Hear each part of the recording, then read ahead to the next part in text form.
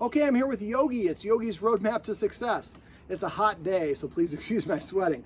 Yes, he's like, well, try wearing a coat of fur. So, and he hasn't been groomed for a little while because of the issues that we were dealing with in the above video. This is his roadmap to success. He's a good little dog. He's pretty smart dog. So one of the things I'd like the Guardian to do, confident dogs are much less reactive. And so what I'd like the Guardian to do is to actually go to YouTube and find some free dog training videos. Little things like teach him, well, not a circle because he does circles on his own. Maybe look at the circles. Sometimes when they do circle in a neurotic way, they're only going right or left. So if he's only going right, maybe teach him to circle left. So you see him do a right one, ask him to do a left. So it can help. It's not healthy for dogs to do circles. It's kind of a coping mechanism, but it's an indicator of not good things. And so that's one of the little tricks that we teach. We call it hurricane. Just teaching a dog to do a circle. It's great if dogs are getting humped, mounted by other dogs. It'll disengage the other dog. But it's a nice little, I would say, fool's errand, but something for the dog to do that it keeps him preoccupied.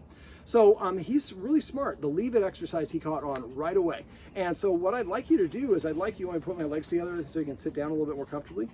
And so basically what I'd like you to do is once a week, pick a new trick and find a video on YouTube. Make sure it's positive reinforcement only. Then teach him that trick. And then all week long, you want to go outside, roll over. You want to go out, you want your food, roll over. You want me to pet you, roll over.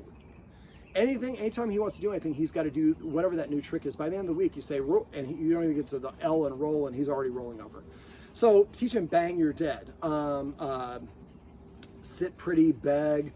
Sometimes people will teach the dog to do a circle, lap around them. I call it take a lap. Going a figure 8 through your legs as you're walking. There's a lot of little things that you can do, but the more that you teach him, the more you're acting like a leader, the more confidence that he has because he has new skills, and the more things that you have to redirect his attention. You want to get down, buddy? Sit. That's passive training. We're not quite ready for passive training in this video yet. All right, so we talked about exercise. He, unlike most of my clients, gets plenty of exercise. He probably gets enough. However, I shared a couple of exercise tips with the Guardian because right now it's pretty hot. So one of the Guardians might not want to walk him when it's this hot, or when it's really cold. He had problems with potty training. He didn't want to walk in the snow. And so if that's the case, what you want to do is I come up with creative forms of exercise. One of them is the doggy stairmaster. Show them that I have a treat, throw it to the bottom of the stairs. Now, anytime a dog gets the treat should go in their mouth first. They should hear the command word second. So he runs down the stairs, gets the treat, and when he licks it up, I say Jamaica or Cabo or whatever the word is, and he go downstairs. Then I show him I have another treat. He runs to the top of the stairs, give him another one, call it like Denver or Canada or something that word to me goes north. And so basically, remember, use funny command words. And when you come up with those new commands, those new tricks that you're teaching him, try to think of a funny name. You could say, one of my dog's commands is to fall on the ground and then belly crawl across the room.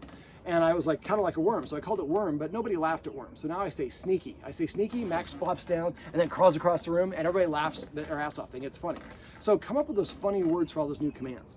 So anyways, going back to the doggy stairmaster, I show him I have a treat, throw them on the stairs, he licks it up, I say Jamaica or Cabo or whatever, he runs to the top, gets another one, I count each down up as 1 repetition, and the first time I do it, make sure you always do this with an empty stomach. Dog stomachs can fold over, it can be fatal. So you keep on throwing these treats up and down, you count each down up as 1 until he's like, you're crazy, lady, I've done it 33 times. Now we know what his maximum number is. We want to exercise about 50 to 75% of that maximum number, but the number of repetitions also can matter based on what's going on. So like for grooming, maybe we want to play around. So maybe try 10 up downs on the stairs and then give him 10 minutes. He always needs 10 minutes to recover. Then after that, then try to do the CER, the exercise I have in the video above. And how well does he perform? And then next day, maybe try 15. And then which day was better? So we want to kind of dial in until we find that Goldilocks amount of exercise that sets him up for success. Also, if you're gonna have guests come over, exercising the dog ahead of time can set them up for success.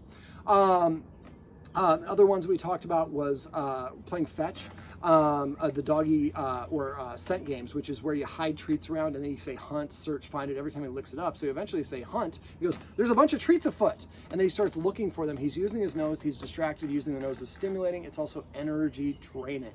So it's a nice way to drain some energy and help put the dog in a position to succeed.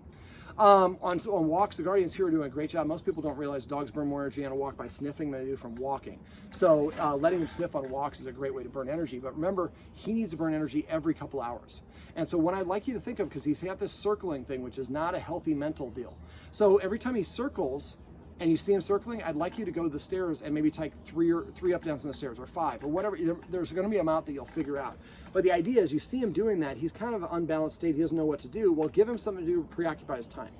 And then when he gets done, maybe give him a bully stick or a cow kneecap or tracheas. My dog's favorites are kneecaps, cow kneecaps, and ears. They kind of look, the ears look like a rawhide, which I would never give my dog because they're soaked in formaldehyde and bleach and ammonia. So go to the green spot, take him with you.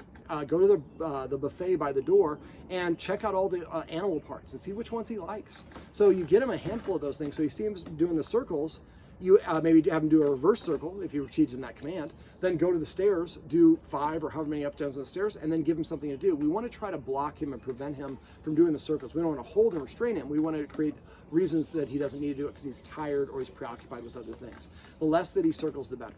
And so keep an eye out for that, and interpret that when he does that is he needs a little bit of exercise or stimulation. Kong filled with peanut butter is another great thing to do. There's a whole bunch of treat dispensing toys that are kind of puzzles the dog has to figure out. Also great things. He's a smart dog, so he's probably a little understimulated. So if you get him some treat dispensing toys and he's got to figure out how to get the treats out of those, or his kibble if you feed him out of those, I would definitely recommend getting him like a snuffle mat. Snuffle mat is like a floor mat with tassels. You put the food in, he's got to use his nose to find it. It takes a while to eat all the food. That makes feeding him almost like exercise. So the idea is to find the right amount of exercise. And again, if he's being naughty, ask yourself how long it's been since he's been exercised. If it's been a while, then you need to try to get him a little bit of exercise with Doggy Stairmaster or something else. We also talked about the importance of rules. Now, the guardian referenced when I first asked her about this, she said, he's such a good boy. We often think of rules as a negative because rules are introduced to us when we're kids, and then they're stopping us from jumping down the stairs or running with scissors or playing with matches, all the fun stuff we want to do that the adults won't let us do. So this happens thousands and thousands of times through childhood, and so as an adult, all humans associate rules as negative. The person who enforces the rules is mean, and then breaking the rules is a reward. So the dog's not on the furniture and you're being a good dog, I won't let you up here. Well, now you just gave me a taste for it. Now I'm going to want to do it more and more. I'm going to covet whatever that item is. So the rules should be in place for a minimum of 66 days, no deviations whatsoever, for at least 3 months or as long as the problem's still going on. Now, because he's pretty well behaved comparatively to most of my clients, she could probably get away with only a couple of these rules. The rules I usually suggest: no furniture, and he gets up here on the furniture. I would say, regardless of whether you make this a rule or not, don't let him up there. And that guardian, I think, has steps to get on the couch and steps to get up there. Just take the steps away from up there. So, because this way he looks down at you. He thinks he has more rank or authority. And I think that's part of why he protests. He doesn't like the scissors, but also he thinks he has the status to say no. So, so I usually say no furniture for 90 days, and then after that, only with an invitation. 90 days or as long as the problem's going on, then only with an invitation, and never to reward him for breaking a rule, but because I feel like letting him on the couch. Other rules: you have to sit at the door, and that's a pre-mac.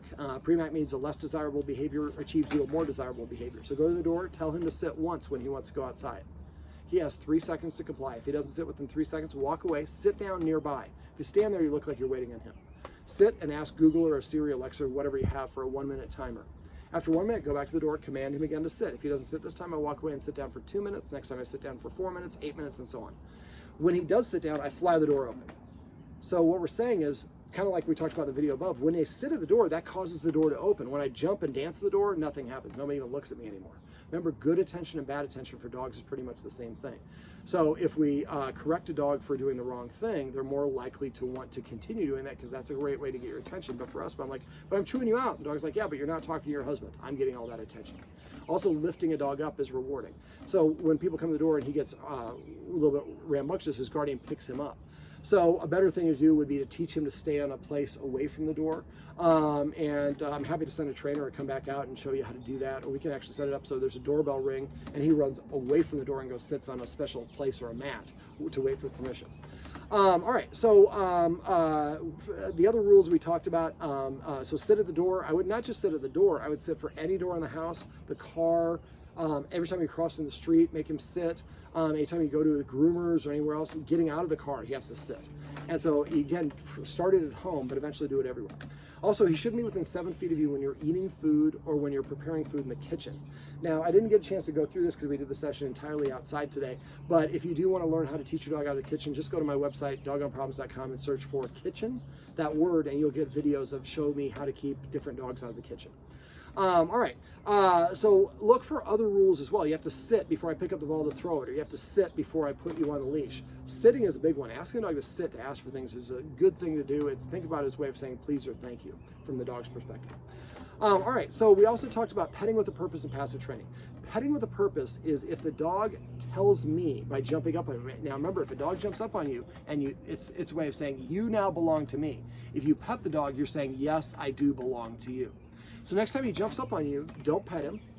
Give him a counter order and tell him to sit. If he's already sitting here, tell him he needs to sit over here or here. He has to do something else. Sit or lay down, the two. I don't do shake because that just confuses and promotes more jumping up. So if he sits within that 3-second window, I pet him under the chin and I say sit, and I pet him as much or as little as I want. If he doesn't sit within that 3-second window, I show him that I have other things to do. I'm living my best life. I'm reading an email, I'm watching TV, I'm making out with my girlfriend, whatever it is. Dog's like, man, he's having a great time. Why didn't I sit? I would be getting that attention. This will, over enough time, this will actually make him respect you more as a leader. It will boost his confidence. It will help him practice being obedient, and it makes your pets more valuable because I can't get these for no reason. I have to earn these. That's why he's related to getting more confidence. Now remember to use the watchword of paycheck. So if somebody comes in the room and sees I'm petting him and he's standing up, they say paycheck to me. Even if I did it right, I would stop petting, tell him to sit.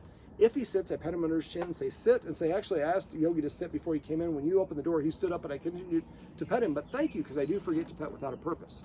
So it's a gentle reminder, it's not a gotcha. And after a while, you say sit and he sits down, then he gets that reward. He'll eventually figure this out and start sitting in front of you to prepay for the attention. And when he does, make sure you reward him. Otherwise, he's going to go back to snarling or nudging or jumping up on you. So it truly becomes a gift. It'll take you about 2 months to get in the habit of it. Make sure everybody in the house is doing it. So everybody watch the video and watch this little segment of the video. It is one of the easiest things that you can do that will have the most profound impact on the dog. And it'll help the dog respect everybody around him that makes him do it. Dogs can respect one person and not respect somebody else. And if only a couple people in the house do it, that's what'll happen. We also talked about passive training. Passive training is, a lot of times the dog realizes that it's withholding, if it withholds compliance, it captures my attention. So I tell the dog to come and it doesn't come, and I say come again and come again. By not coming, he has my motivation and my interest.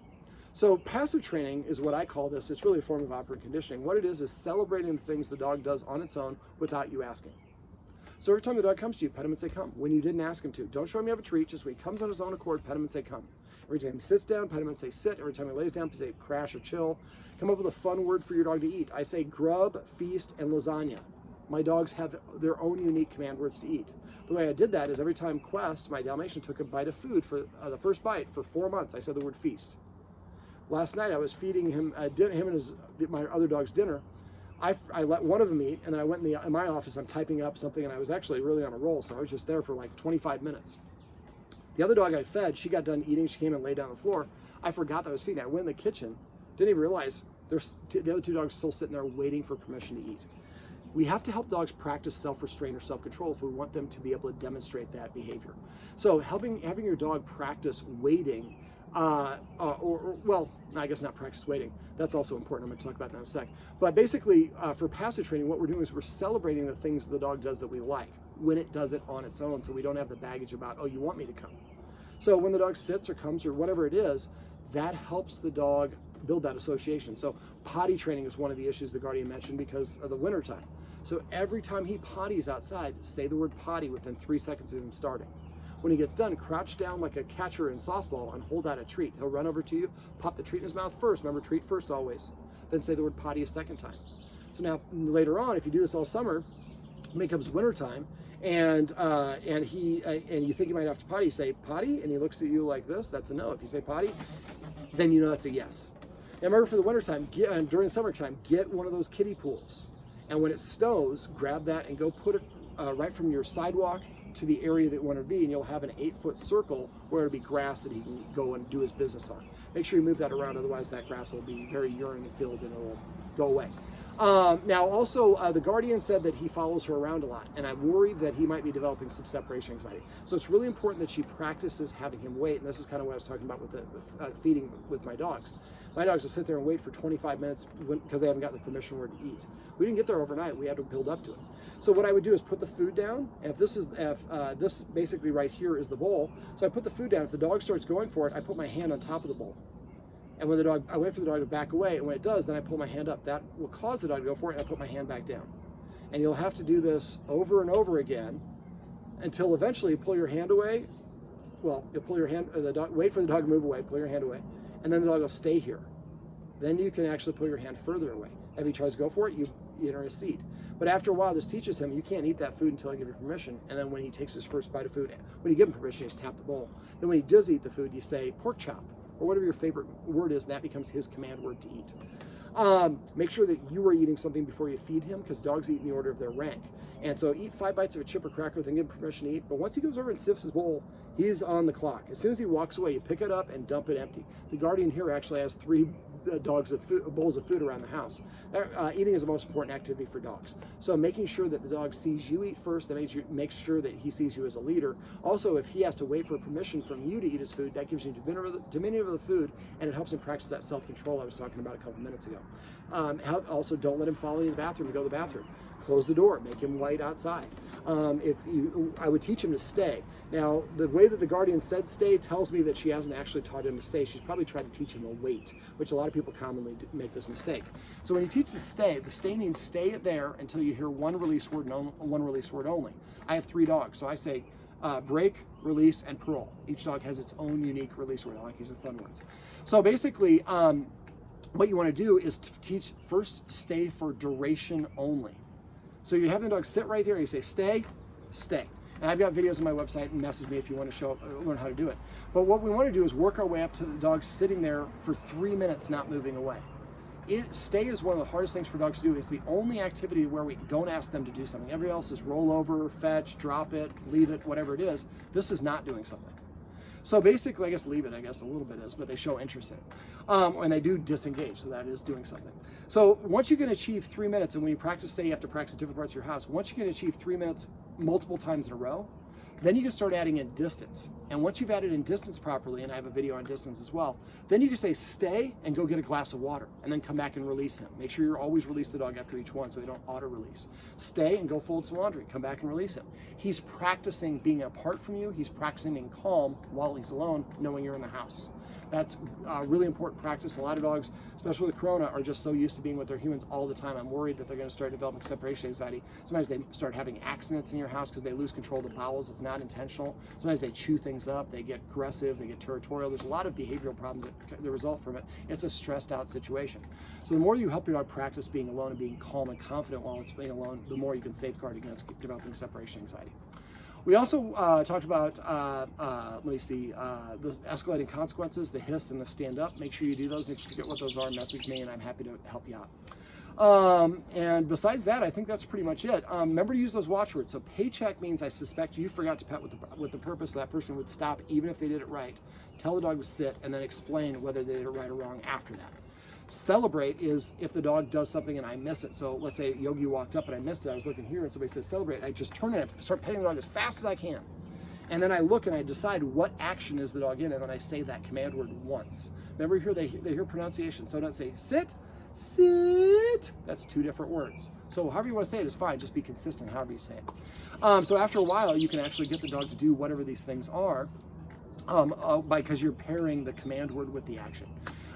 So basically, let me see. Yeah, I think that's about it. So if you have any questions on any of this stuff or any of this stuff stops working, let us know. The last thing I guess I did want to mention, make sure you call and get him set up for puppy classes. We'll let him in our puppy class until he's a year. Building the social skills and confidence is really important. 9 months is when dogs start solidifying their actual personality. So it's a really important time. So make sure that you build in that socialization aspect for him so that he gets an opportunity to kind of meet a lot of different dogs in different variety and different location. So when you talk to Val, our booking coordinator, just say, hey, I want to be getting the Papillion location because from Council Bluffs with the interstate, it's going to be the most convenient place for you. Well, normally I would say this is Yogi, but Yogi's a smart dog. He's inside getting the air conditioning and taking a little bit of a nap. So this is Yogi's roadmap to success. Remember, everything that you do trains your dog. Only sometimes you mean it.